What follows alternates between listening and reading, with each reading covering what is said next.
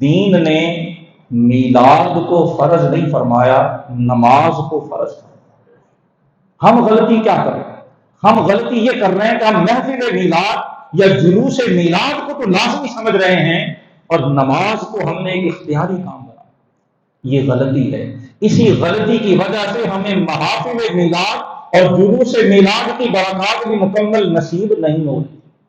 یہ محافل تبھی ہمارے لیے خیر کا ذریعہ بنے گی جب ان محافل میں حاضر ہو کر رسول اللہ سے اپنی محبت کو تازہ کر کے ہم حضور کی اتباع و اطاعت کریں۔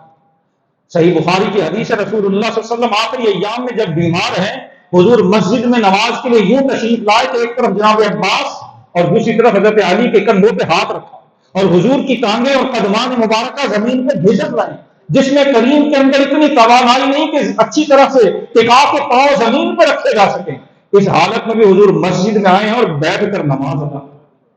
دنیا سے جانے لگے ہیں۔ رسول اللہ صلی اللہ علیہ وسلم کی زبان کریم پر دو باتیں ہیں، الصلاۃ وما ملکت ایمانکم، حقوق اللہ، حقوق العباد۔ حقوق اللہ میں سب سے بڑھ کر اور سب سے اہم نماز، اور حقوق العباد جو تم سے کمزور، جو تم سے مارے ہیں، جو تم سے نیچے ہیں، جو تمہارے ماتحت ہیں، جن کے پاس زندگی کے وسائل تمہارے جتنے بھی نہیں ہیں، انہیں اپنے ساتھ شریک کر۔ یہ اللہ کے رسول کی وصیت۔ میں اگر میلاد کی محفل میں اپنی مرضی سے رات 12 بجے تک بیٹھا اور فجر کی نماز مجھے خبر نہ ہو کہ شروع کس وقت ہوا ہے وقت اور ختم کب ہوا ہے، تو میں نے میلاد کی محفل کا مقصد بھی نہیں سمجھا اور میں نے بعثت محمدی کا مقصد بھی نہیں سمجھا۔ رسول اللہ صلی اللہ علیہ وسلم کی بعثت کریمہ، رسول اللہ کے لائے ہوئے دین اور رسول اللہ کی لائی ہوئی شریعت، جس کے لیے آپ نے مصیبتیں جھیلی، تکلیفیں برداشت کی، ام جمیل کے طعنے سہے ہیں، اور شاید آپ کے علم میں ہو یہ وہی ام جمیل ہے جس کی مذمت میں سورہ لہب نازل ہوئی ہے، اور سورہ لہب کے نازل ہونے کے بعد ام جمیل اور ابو لہب نے رسول اللہ کی دو شہزادیوں جناب زینب اور رقیہ رضی اللہ تعالی عنہما،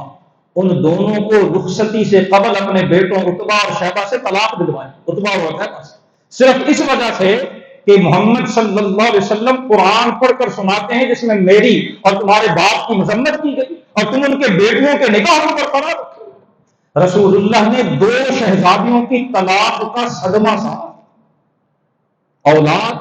بیٹیاں اور بیٹیوں کی طلاق، اللہ دشمن کو بھی اس سے محفوظ رکھے۔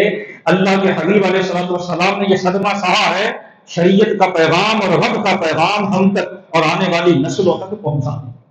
اور اگر ہمیں رسول اللہ کی شریعت کی پرواہ، اور شریعت میں عرض کی کہ دو بنیادی نقطے ہیں حضور کی شریعت کے،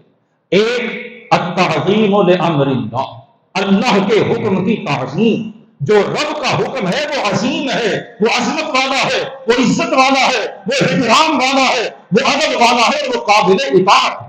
شریعت محمدی کا ایک پلر اور ایک اصول التعظیم لامر اللہ، نماز، روزہ، حج، زکات، یہ سارے اسی کے اندر آتے ہیں۔ خرید و فروخت، بیع و شراء کے جتنے احکام ہیں وہ سب اسی کے اندر آتے ہیں۔ اور دوسری شریعت مطہرہ کا جو دوسرا پلر ہے الشفقۃ علی خلق اللہ، اللہ کی مخلوق سے مہربان۔ سارے دین کا نچوڑ یہ دو بات، رب کے حکم کی تعظیم اور مخلوق الہی پر شفقت۔ اگر ہماری زندگی میں یہ دو چیزیں نہیں ہیں، اگر ہم رب کے حکم کی تعظیم نہیں کرتے ہیں اور عرض کی نماز، اور نماز کے ساتھ پھر بعض ذہنوں میں یہ غلط فہمی ہے دین کے حوالے سے کہ بس نماز پڑھ لی ہے، مسجد سے جوتے پہن کے نکلو، اب میں آزاد، میں جو مرضی بازار میں بیٹھ کے کروں، میں ملاوٹ کروں، مجھے کوئی پابندی نہیں چونکہ میں نماز پڑھ کے آیا، میں جھوٹ بول کے اپنی تجارت کو فروغ دوں میرے لیے جائز ہے کیونکہ میں نے ابھی آدھے گھنٹے بعد پھر پہلی صف میں جا کے نماز پڑھنا، میں کسی کے ساتھ وعدہ کر کے اس سے مکر جاؤں، مجھے کوئی پرواہ نہیں ہے کیونکہ میں نے نماز پڑھی، میں سودی لین دین کرتا رہوں، مجھے کوئی پرواہ نہیں کیونکہ میں نے نماز پڑھی۔ یہ ہمارے مسکنسیپشن، یہ ہماری غلط فہمی ہے۔ جس طرح نماز اللہ کا حکم ہے، سود سے بچنا یہ بھی اللہ کا حکم ہے۔ آج ہم سوشل میڈیا پہ اخبارات میں دیکھ رہے ہیں کہ ہمارے مسلمان معاشرے کے اندر ایسی ایپلیکیشنز، لون ایپلیکیشنز ہیں جن سے لوگ سودی قرض لیتے ہیں، اور سودی قرض لے کر میلاد میں آنے والے، محفل میلاد میں بیٹھنے والے، جلوس میلاد میں شریک ہونے والے کیا سود لین دین کرتے ہوئے اور ایسی ضرورتوں کے لیے جو ضرورتیں ہیں بلا وجہ اپنے گلے میں ڈالے ہوئے توق ہیں، اور ان الٹے سیدھی خواہشات کو پورا کرنے کے لیے ہم سودی لین دین کرنے سے بھی ہچکچاتے ہیں۔ اور پھر ہم کس منہ سے یہ دعویٰ کرتے ہیں کہ ہم رسول اللہ کی امت ہیں؟